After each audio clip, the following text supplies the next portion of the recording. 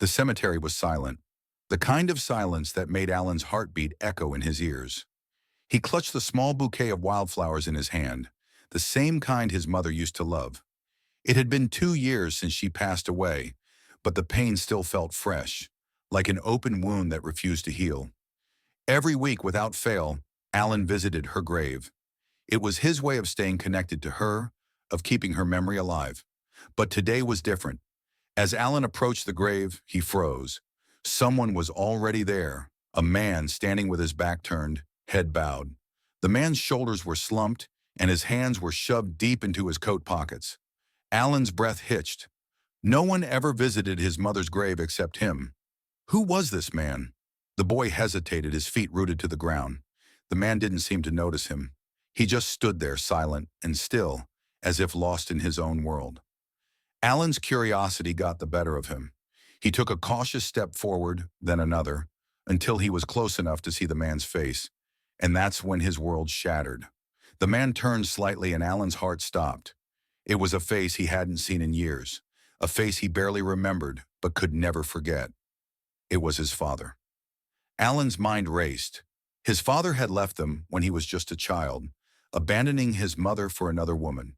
He had disappeared without a word, leaving behind a broken family and a trail of unanswered questions. And now, after all these years, he was here, standing at his mother's grave. The boy's hands trembled as he clenched the flowers tighter. Anger, confusion, and a flood of emotions he couldn't name surged through him. Why was he here? Why now? What did he want? Before Alan could decide what to do, his father turned fully, their eyes meeting for the first time in years. The man's face was unreadable, but there was something in his eyes, something dark, something unsettling. "Alan," his father said, his voice low and gravelly, "I've been waiting for you." The words sent a chill down Alan's spine. Waiting for him? What did that mean? Before he could respond, his father took a step closer, his gaze piercing. "There's something you need to know," he said, his tone urgent. "Something about your mother. Something I should have told you a long time ago." Alan's heart pounded in his chest. What was he talking about? What secrets could his father possibly have about his mother? The boy's mind was a whirlwind of questions, but before he could ask any of them, his father turned and walked away, disappearing into the shadows of the cemetery. Alan stood there, stunned, the bouquet of flowers slipping from his hand. He didn't know what to think, what to feel. All he knew was that his life was about to change forever. Alan's legs felt heavy as he stumbled out of the cemetery, his mind spinning. His father's words echoed in his head like a haunting melody. "There's something you need to know. Something about your mother." What could it be? What had his father been hiding all these years? And why had he chosen now, of all times, to reappear? The boy's steps quickened as he made his way home, his heart racing. He needed answers, but he didn't know where to start. His father had vanished into the shadows, leaving behind more questions than answers. Alan's hands clenched into fists as he walked, the anger bubbling up inside him. How dare his father show up now, after all this time, after everything he'd put them through? When Alan reached his small, quiet house, he hesitated at the door. The place felt emptier than usual, the silence pressing down on him like a weight. He stepped inside, his eyes immediately drawn to the old photo on the mantelpiece, a picture of his mother smiling warmly, her arms wrapped around a much younger Alan. He stared at it for a moment, his chest tightening. She had been his everything, and now she was gone. But his father's words lingered, gnawing at him. Something about your mother. What could it be?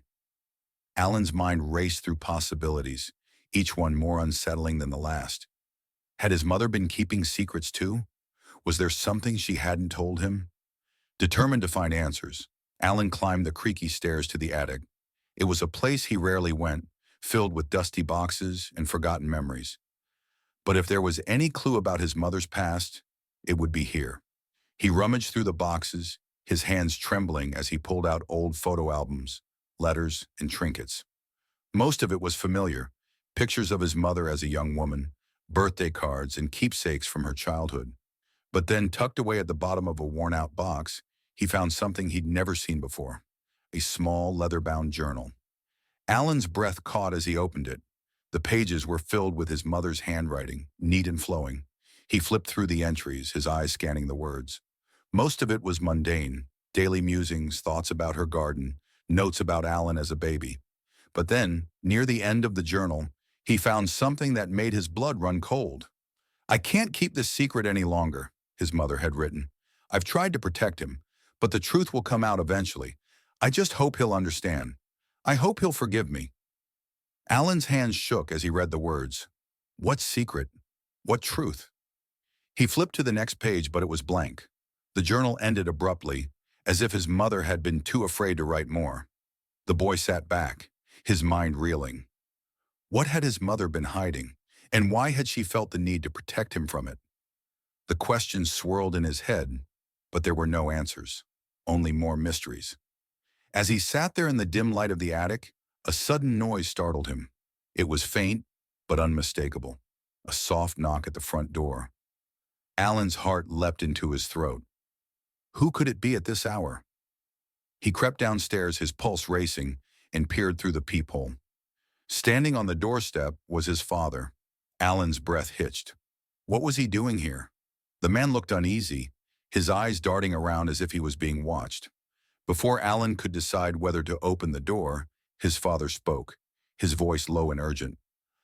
"Alan, I know you're in there. Please let me in. We need to talk." The boy hesitated, his hand hovering over the doorknob. He didn't trust his father, not after everything he'd done, but he needed answers. And if his father had them, he had no choice but to listen. With a deep breath, Alan opened the door. The moment Alan opened the door, his father stepped inside without waiting for an invitation. The man's presence filled the small hallway, his tall frame casting a long shadow. Alan backed away slightly, his heart pounding. He didn't know what to expect, but the look in his father's eyes made him uneasy. "Why are you here?" Alan asked, his voice trembling. "What do you want?" His father didn't answer right away. Instead, he glanced around the house, his gaze lingering on the photo of Alan's mother on the mantelpiece. For a moment, his expression softened, but then he turned back to Alan, his face serious. "I know you hate me," his father said, his voice heavy with regret. "And you have every right to. I wasn't there for you or your mother. I made mistakes, terrible mistakes. But there's something you need to know, Alan. Something I should have told you a long time ago." Alan crossed his arms, trying to steady himself. "What is it? What are you hiding?" His father hesitated, as if weighing his words carefully. Then he took a deep breath and said, "Your mother, she wasn't who you thought she was." Alan's eyes widened. "What are you talking about?" "She had secrets, Alan. Secrets she kept from everyone. Even me. I didn't find out until it was too late." His father's voice cracked, and for the first time, Alan saw a flicker of genuine emotion in the man's eyes. "What kind of secrets?" Alan demanded, his voice rising. "Tell me." His father looked away, his jaw tightening. "It's not easy to explain, but it's connected to why I left. I didn't just leave because of another woman, Alan. I left because I couldn't handle the truth. I was weak. I ran away." Alan's mind raced. What truth? What was his father talking about? He wanted to scream, to demand answers, but he forced himself to stay calm. "You're not making any sense. Just tell me what's going on." His father sighed, running a hand through his graying hair. "Your mother, she was involved in something dangerous, something I didn't understand at the time.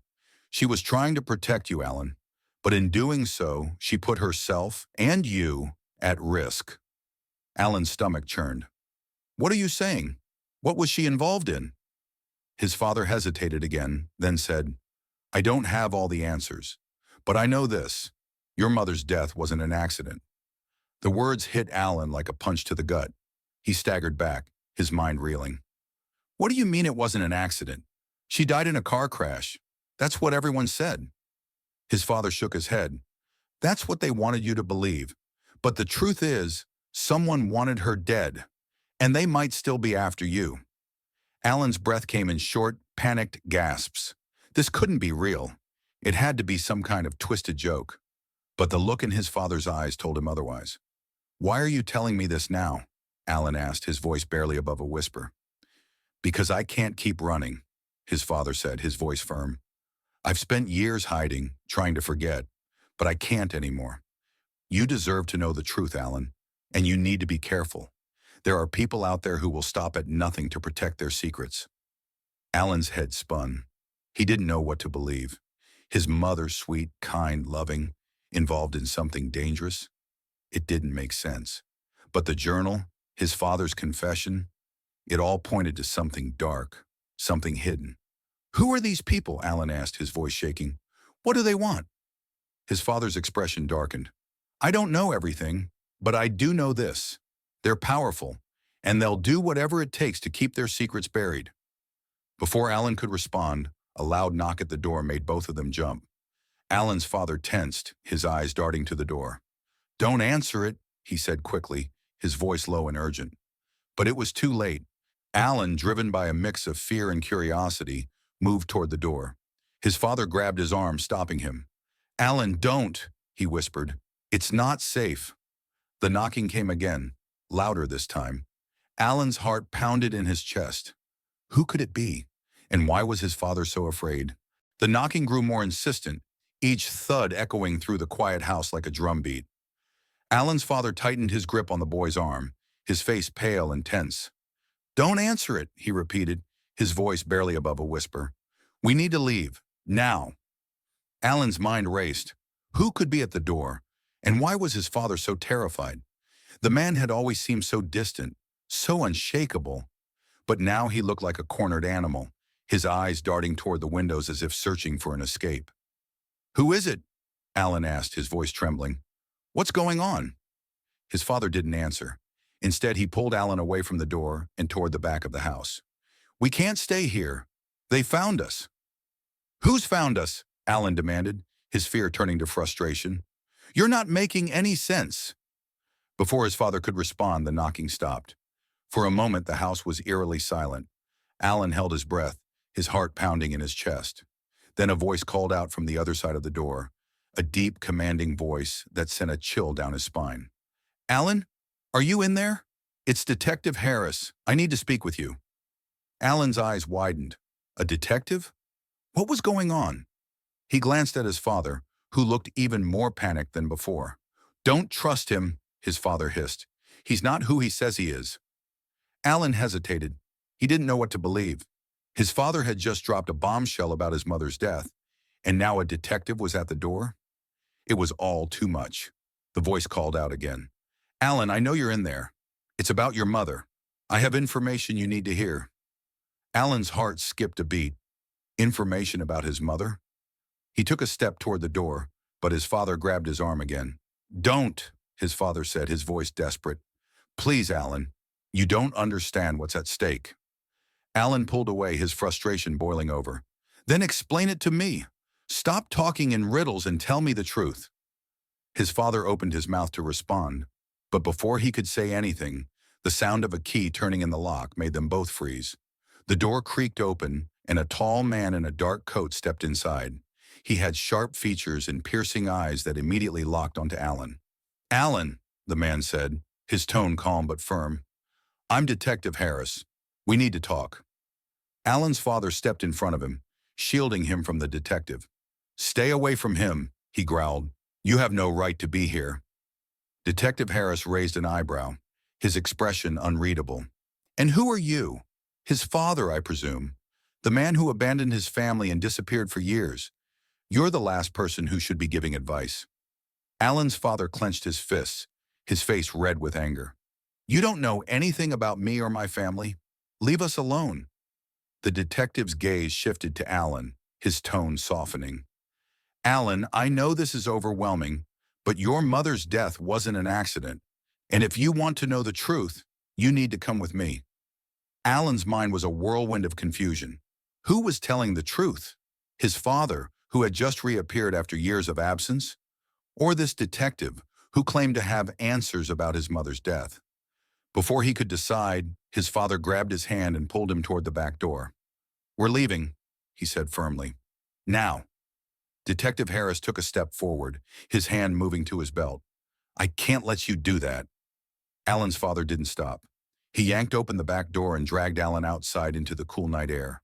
The boy stumbled, his legs struggling to keep up as his father pulled him through the backyard and into the narrow alley behind the house. "Where are we going?" Alan asked, his voice shaking. "Somewhere safe," his father replied, his grip tightening. "Somewhere they can't find us." Alan glanced over his shoulder, his heart racing. Detective Harris was following them, his footsteps echoing in the quiet alley. The man's face was grim, his eyes focused on Alan. "Alan, stop!" the detective called out. "You're in danger." Alan's father didn't slow down. He pulled Alan around a corner and into a maze of narrow streets, their footsteps echoing in the darkness. The boy's mind was a blur of fear and confusion. Who was he supposed to trust? His father, who had abandoned him? Or the detective, who claimed to have answers? As they ran, Alan couldn't shake the feeling that his life was spiraling out of control. The secrets, the lies, the danger. It was all too much. And deep down, he knew one thing for certain: nothing would ever be the same again. Alan's legs burned as he ran, his father's grip on his hand unrelenting. The narrow streets twisted and turned, the darkness making it hard to see where they were going. Behind them, the sound of Detective Harris's footsteps grew fainter, but Alan knew they couldn't stop. Not yet. "Where are we going?" Alan gasped, struggling to keep up. "Somewhere safe," his father replied, his voice tight with urgency. "Just keep moving." They finally emerged onto a quiet street lined with old rundown buildings. His father pulled him toward a small, dimly lit diner on the corner. The sign above the door flickered, casting an eerie glow on the cracked pavement.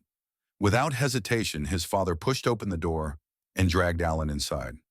The diner was nearly empty, save for an elderly man sitting at the counter and a waitress wiping down tables. His father led Alan to a booth in the far corner, away from prying eyes. They slid into the seats, both breathing heavily. "What's going on?" Alan demanded, his voice low but fierce. "Who was that detective? And why are we running?" His father leaned forward, his eyes scanning the diner, as if expecting someone to burst in at any moment. "Listen to me, Alan. That man, Detective Harris, he's not who he says he is. He's part of something much bigger, something dangerous. And if he finds us, it's over." Alan's heart pounded. "What do you mean? What's going on?" His father hesitated, his hands trembling as he clasped them together on the table. "Your mother, she was involved in something she shouldn't have been, something that put her in danger. And when she tried to get out, they killed her." Alan's breath caught. Who killed her? Who are they? His father's voice dropped to a whisper. "A powerful group, people with money, influence, and no conscience. Your mother found out something she wasn't supposed to know, and they silenced her." Alan's mind raced. This couldn't be real. It sounded like something out of a movie, not his life. But the look in his father's eyes told him it was the truth. "What did she find out?" Alan asked, his voice barely audible. His father glanced around again before leaning even closer. "She uncovered evidence of corruption, illegal activities that reached the highest levels of power. She was going to expose them, but they got to her first." Alan's stomach churned. His mother, kind, gentle, loving, had been caught up in something so dark. It didn't seem possible, and yet the pieces were starting to fit together. The journal, his father's sudden reappearance, the detective at the door. It all pointed to a truth he could no longer ignore. "Why didn't you tell me this before?" Alan asked, his voice cracking. "Why did you leave us?" His father's face crumpled with guilt. "I was scared, Alan. I didn't know what to do. When your mother died, I thought they'd come after me next. So I ran. I left you behind because I thought it was the only way to keep you safe. But I was wrong. I see that now." Alan's chest tightened. He didn't know whether to feel anger or pity for the man sitting across from him. His father had abandoned him, left him to grow up without a family, and now he was back, dragging Alan into a world of danger and secrets. "What do we do now?" Alan asked, his voice small. His father reached across the table and placed a hand on Alan's. "We fight back. We expose the truth about what happened to your mother. But we have to be careful. If they find out what we're doing, they'll stop at nothing to silence us." Alan nodded, his resolve hardening. He didn't fully trust his father, but he knew one thing for certain.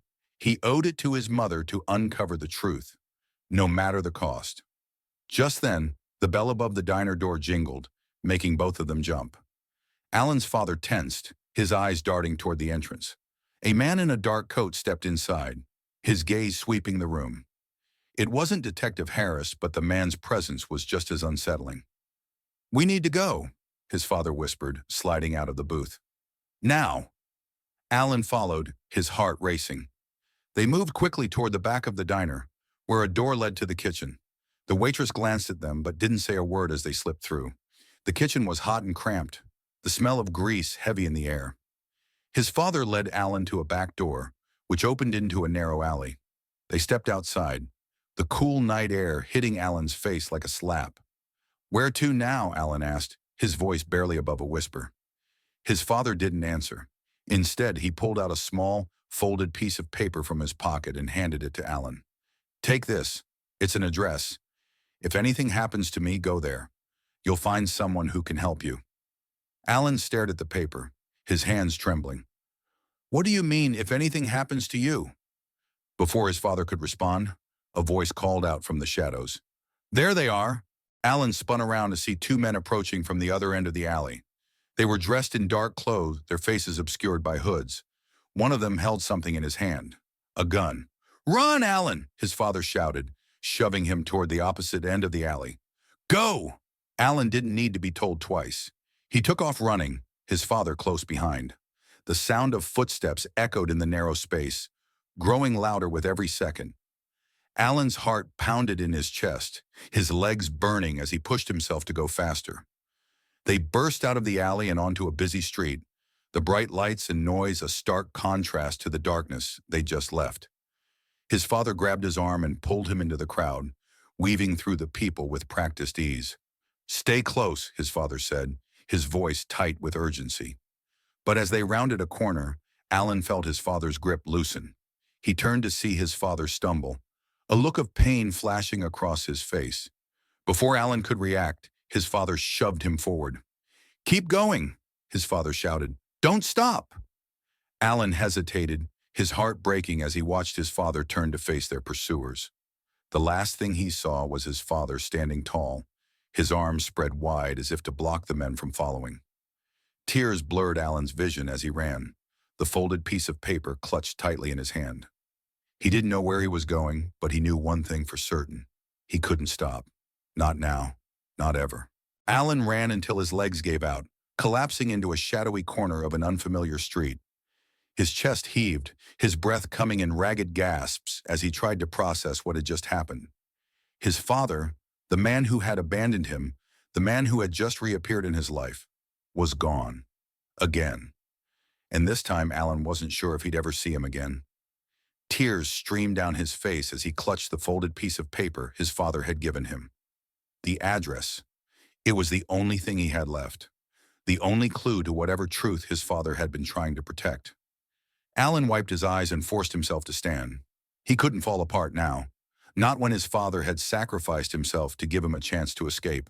Not when his mother's memory and the secrets surrounding her death were still waiting to be uncovered. He unfolded the paper and squinted at the address scrawled in his father's messy handwriting. It was a street he didn't recognize, somewhere on the outskirts of the city. He had no idea how to get there, but he knew he had to try. Alan pulled his hood up and kept his head down as he walked, blending into the late-night crowd. Every shadow, every passing stranger made his heart race. Were they watching him? Were they following him? He didn't know, but he couldn't take any chances. After what felt like hours, Alan finally found the street. It was quiet and dimly lit, lined with old, weathered buildings. The address led him to a small, unassuming house tucked between two larger buildings. The windows were dark, and the front porch looked like it hadn't been used in years. Alan hesitated at the gate, his hand trembling as he reached for the latch. What if this was a trap? What if the people who had killed his mother, and were now after him, were waiting inside? But he had no other options. This was the only lead he had. He pushed open the gate and walked up the cracked pathway to the front door. The porch creaked under his weight as he stepped onto it, and he hesitated again before knocking softly. There was no answer. He knocked again, louder this time, but still nothing. Frustrated and desperate, Alan tried the doorknob. To his surprise, it turned easily. The door creaked open, revealing a dark, dusty interior. He stepped inside, his heart pounding, as he closed the door behind him. The house was silent, the air thick with the smell of old wood and neglect. Alan fumbled for a light switch, and when he found it, a single bulb flickered to life, casting a dim glow over the room. It was sparsely furnished, with a worn-out couch, a rickety table, and a few chairs. But what caught Alan's attention was the envelope on the table, his name written on it in bold letters. He picked it up with trembling hands and tore it open. Inside was a letter and a small key. The letter read, "Alan, if you're reading this, it means I'm no longer with you. I'm sorry for everything, for leaving you, for not being the father you deserved. But I need you to know that everything I did to protect you." The key opens a safe in the basement. Inside, you'll find the evidence your mother uncovered. It's dangerous, but it's the only way to bring the truth to light. Be careful, Alan. Trust no one. Alan's hands shook as he read the words. His father had known this might happen. He had prepared for it. And now it was up to Alan to finish what his parents had started. He found the basement door in the kitchen. The wood warped and the hinges rusted. It creaked loudly as he pulled it open, revealing a steep set of stairs leading into darkness. Alan took a deep breath and descended, the key clutched tightly in his hand. The basement was cold and damp, the air thick with the smell of mildew. A single bulb hung from the ceiling, casting long shadows across the room. In the corner, Alan spotted the safe, a small metal box bolted to the floor. He knelt in front of it and inserted the key, his hands trembling as he turned it. The safe clicked open, revealing a stack of documents, a USB drive, and a small leather-bound notebook. Alan's heart raced as he picked up the notebook and flipped through the pages. It was his mother's handwriting, neat and precise, just like the journal he'd found in the attic. The first page stopped him cold. "If you're reading this, it means I'm gone. I'm so sorry, Alan. I never wanted to leave you, but I couldn't stay silent. What I've uncovered is too important. The people involved are powerful, and they'll stop at nothing to protect their secrets. But the truth has to come out, no matter the cost." Alan's vision blurred as he read the words. His mother had known she was in danger. She had known she might not survive. And yet she had chosen to fight. For him. For the truth. He set the notebook aside and picked up the USB drive. It felt heavy in his hand, as if it carried the weight of everything his parents had sacrificed. He didn't know what was on it, but he knew it was the key to exposing the truth. As he gathered the documents and the notebook, a noise from upstairs made him freeze. Footsteps. Someone was in the house. Alan's heart pounded as he quickly stuffed everything into his backpack. He had to get out of here.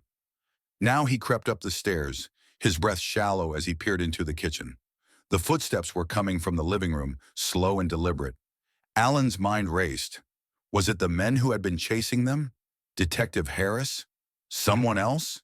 He didn't wait to find out. He slipped out the back door, the cool night air hitting his face as he ran into the shadows. He didn't stop until he was several blocks away, his chest heaving and his legs burning. Alan leaned against a wall, his mind spinning. He had the evidence. He had the truth.